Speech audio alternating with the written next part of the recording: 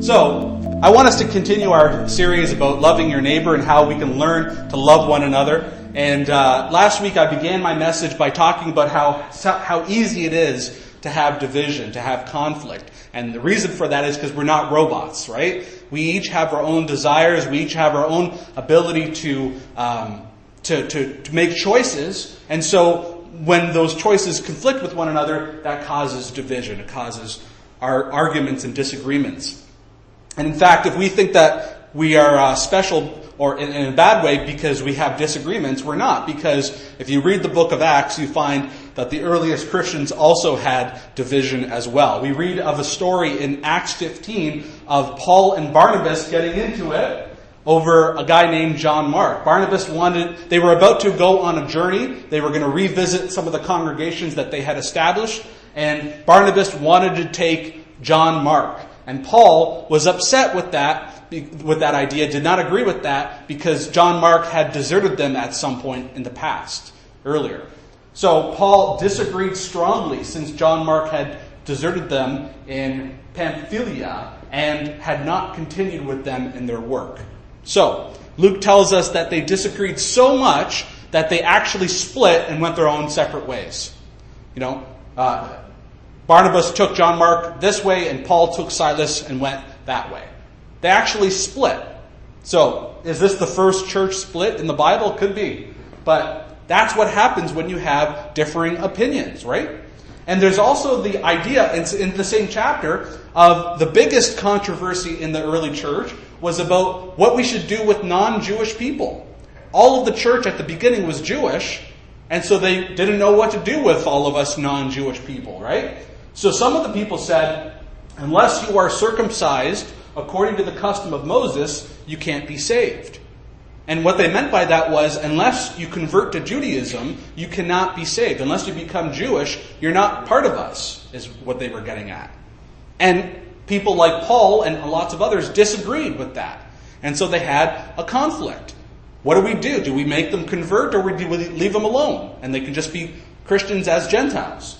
Well, they decided to leave them alone. They didn't have to convert, but they did have to be cautious about how they acted around the Jewish people. So it was kind of a win-win, right? But guess what? A win-win, or at least in this sense, didn't leave them wholly satisfied. There were people guaranteed on each side that were not totally satisfied. That's just a cat who's not satisfied. So the idea being is that we need to find ways to work with one another so that we can become unified, so that we work towards unity, right? So we can either split or we can unite, right, and become unified. So what are we going to do? How are we going to work through our disagreements?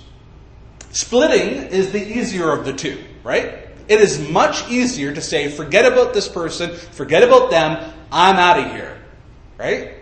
And we know people who have done that. Our church has gone through that in the past, right? But the harder choice, but the more Jesus-like choice, is to make the choice to love one another and to make love the point of what we're doing and to find ways to unify. Now, here's the thing. Usually the people who are having the argument will say, but I'm right. Right? Like what I'm arguing for, it's because I'm right. But that's not the point, right? The point is to love one another. And that's really weird for me to say because I really, really value truth. I think truth is so important. I believe truth can be known and understood, and that it's one of my life missions is to teach people what the truth is. But it's not as important as loving one another. That is just the reality of Scripture. It's the reality of life. That we can be those kinds of people who say, there it is in the Bible. Right? There, it says it in the Bible, so it's got to be true, so you better change your mind. That's the easier way, right? The harder way is to say, I think this is true, I believe this is true, but we're going to get along. We're going to try to get along even though we disagree. Right? So, we do speak the truth, but we do so in love. See that? speak the truth in love. Whatever you believe the truth to be, speak it in love. Don't be domineering. Don't be trying to force it on the other person, but speak it in love. And then growing in every way more and more like Jesus. And to put it this way, and I think the Apostle John put it this way on purpose, look at this verse. Grace and truth were realized through Jesus the Messiah. Grace and truth. But you see how grace comes first? I don't think that was a mistake. I think he said grace first and then truth. That to me is the perfect model for how we're supposed to get along and how we can get along as a church. We first show love and grace to one another and to anyone who comes among us, right? And then we share truth with each other over time, based upon that loving relationship. That is the best way to get along. To put it differently, we make love the point. Because love is the point. And I want to encourage you, I made it one of the next steps. Start saying that phrase every day, all the time. Love is the point. Love is the point. When that person at work is bothering you again, love is the point. Love is the point. When your spouse is perhaps nagging you, my wife never does that. I'm being completely serious. She never does that. But whoever it is in your life that is causing you grief or sorrow, right? You say love is the point.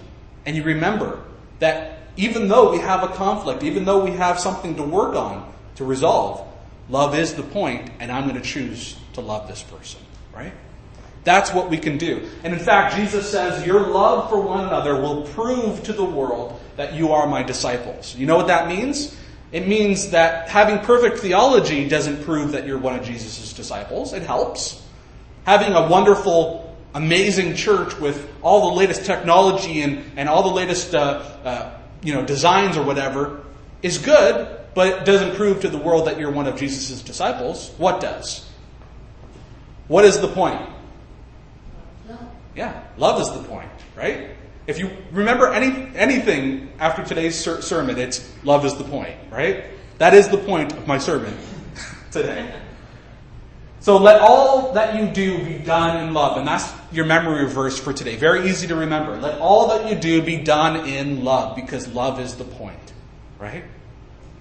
So, to put it this way, love is the point, and if you are thinking to yourself, but wait a second, we're supposed to be preaching the gospel, we're supposed to be teaching the Bible, helping people to become more and more like Jesus. True. And that means, teaching people that it's not okay to hate others. It's not okay to murder and to steal and commit adultery. All the commandments of God that we care about, that we know are moral, that we should be teaching and living out ourselves. That's true. And we can point to the Bible and say, that is what the truth is, and that's how we're supposed to be living our lives. But look what Paul said. He said the whole law, all of those great commandments that we believe in, is all fulfilled in one word, the statement, you shall love your neighbor as yourself.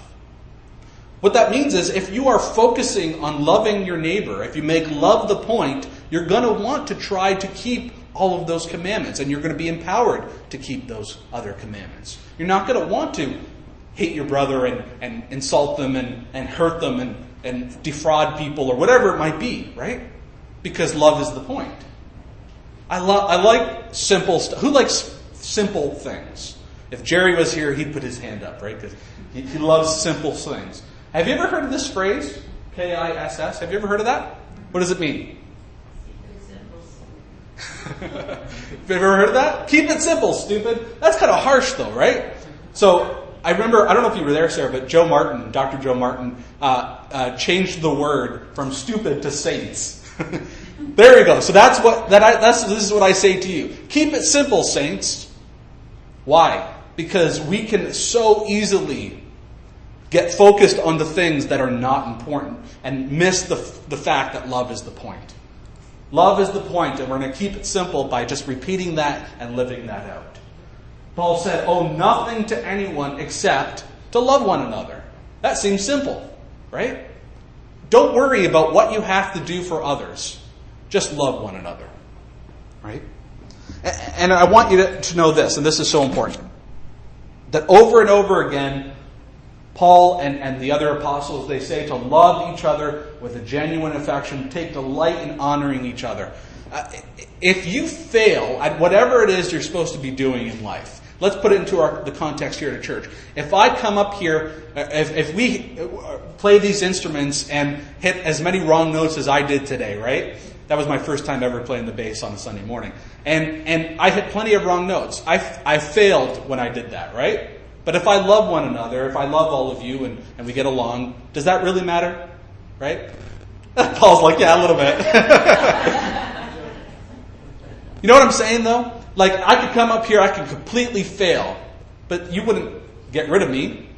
If I did it enough times, maybe. But the point is that whatever it is you are doing here at Glad Tidings or in your life, it doesn't matter as long as you love one another. Now, I don't mean that so hyper-literally that, like, you can do whatever you want. I'm not talking about that. I'm saying that, as Peter will say, and we'll look at this next week, love covers a multitude of sins.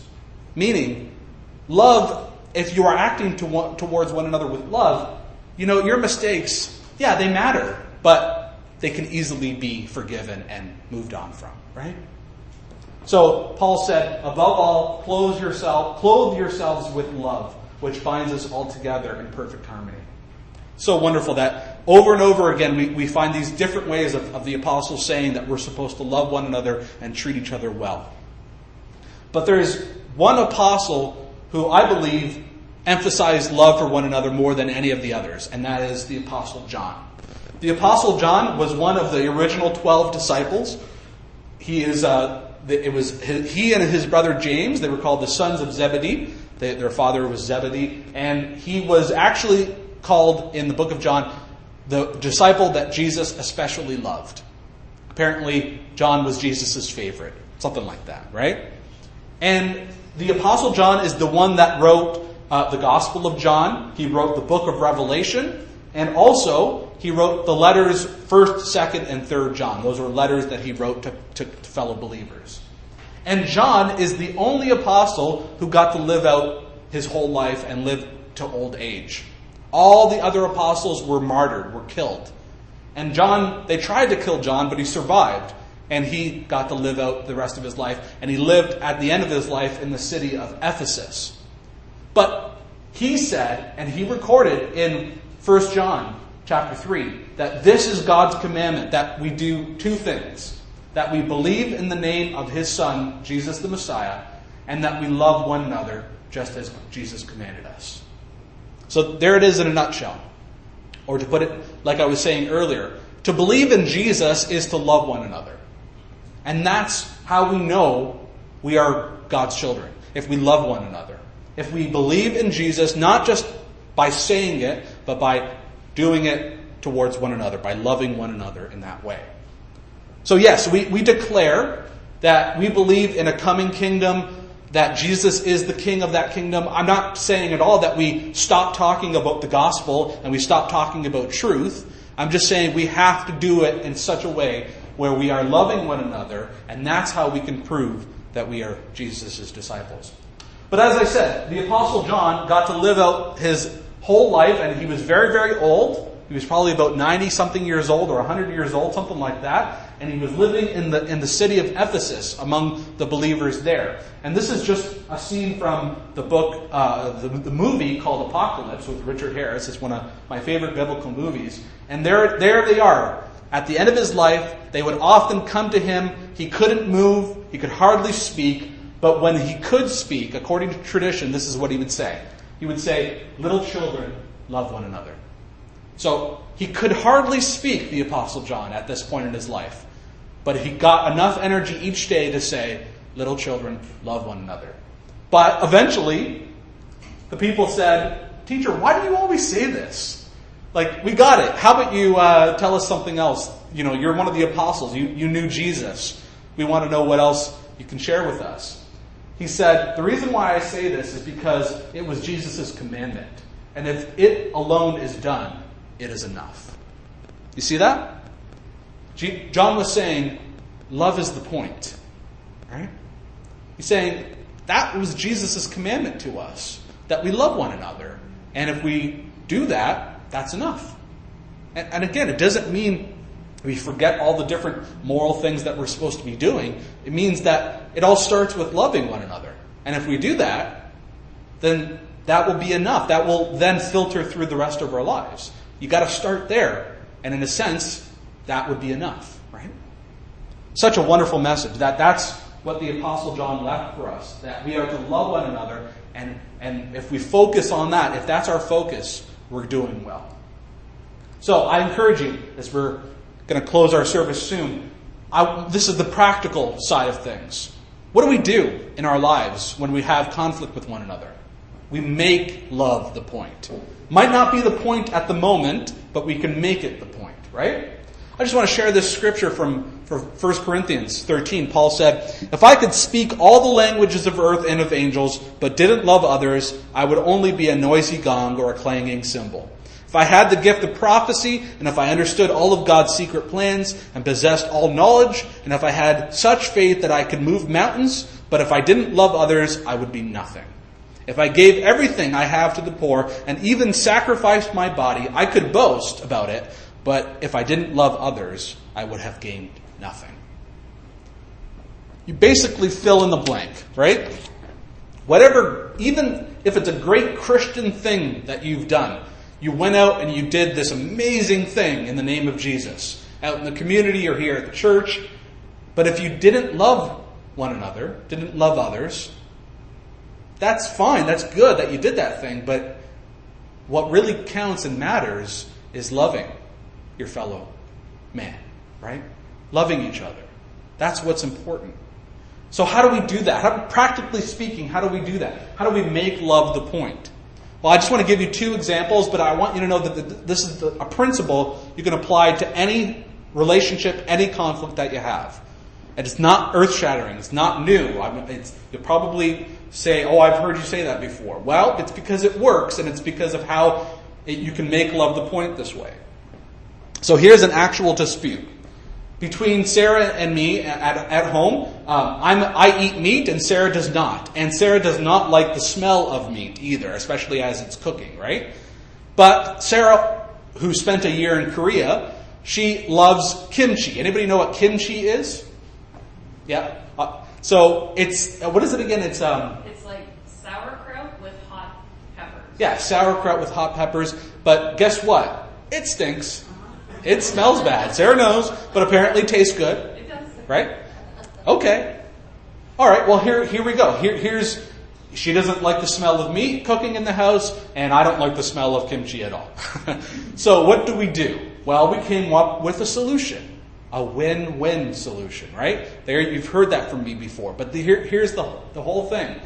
We could let that be a continuing conflict, right? It would be a conflict. I would come home and smell that kimchi, be like, again, I can't even relax in my home because I have to smell that smell. But the same would be true if Sarah smelled meat cooking in the house, right? We wouldn't be able to be happy. So we came up with a solution. We just won't cook either in the house. We're still welcome to eat that stuff outside or bring in takeout or whatever, but we're not going to cook either in the house, right? We're satisfied with that. It's been working. And with rare exception, we've followed it, right? So it's a win-win. But here's the thing about a win-win. It's only a win-win if it's truly satisfying to you, as that picture of that cat. You might agree to something, right? But you might not be satisfied. So the key is find whatever solution satisfies you both. Right? There's usually something that you can do to agree on that be like, yeah, I can live with that. And the other person can say, yeah, that's good with me. And then you move on. You make love the point. And that's how you get on with your life, how you resolve conflicts. Right? What about this? What about you are trying to tell people about the truth? We have a lot of people in our church who are devoted Bible studiers. They study the Bible, and we really believe that the Bible is the truth. I'm grateful for that. I'm like that, right? But let's say you are, trying to show the other person that you're right and that your interpretation of the Bible is correct. You could say, well, if you don't accept this, I'm never speaking to you again. Or if you don't accept this, you're not welcome here. Or you're not a real Christian. Or you're a heretic. I've been told that many times. Guess what? Make love the point. You know what you can do? Treat them the way you'd like to be treated. Isn't that what love is? Treat others the way you'd like to be treated. How would you like, if you're having a conversation with somebody about whatever topic it is, biblical, politics, whatever, any area of knowledge, and you're having a conversation, I would want them to treat me with enough respect where they listen to me, they consider what I have to say, right? They're open-minded enough, or they just agree to disagree, right? That's how I would want them to treat me. So guess what? That's how I treat them. So treat others the way you'd like to be treated, and that's how you can come and you can get to the point where you make love the point, right? Because it's not about being right. It's not about beating people over the head with the truth. It's about loving them. Maybe one day they'll change their mind, or maybe one day you'll change your mind. But the idea is we can make love the point and see our lives transformed. So, here it is. Here's the final verse, and this is actually going to be our verse for next week. Most important of all, continue to show deep love for each other, for love covers a multitude of sins. See that phrase, deep love? My sermon next week is going to be called Deeper Love, because there is more than just conflict resolution. There's ways we can treat one another that elevates our relationships into love. Right? Not just love in a kindness sort of way. That's what Jesus said. We're supposed to treat everybody that way. But what about the kind of love where we're going deep and we're actually treating each other in such a way where relationships are formed and bonded and develop over time? That's what we will focus on next week. But today, remember, what is the point? Love. Make love the point. And you'll see so many awesome things happen in your life. Now, take a look at the back of your connection card. You can memorize 1 Corinthians 16:14, which is, let all that you do be done in love. So easy to remember, right? Start telling yourself that love is the point. Negotiate to find win-win solutions. And do an act of kindness to someone in need. And if you do that, why not share that with us next week as a praise so that we can thank God along with you for that wonderful thing that you did.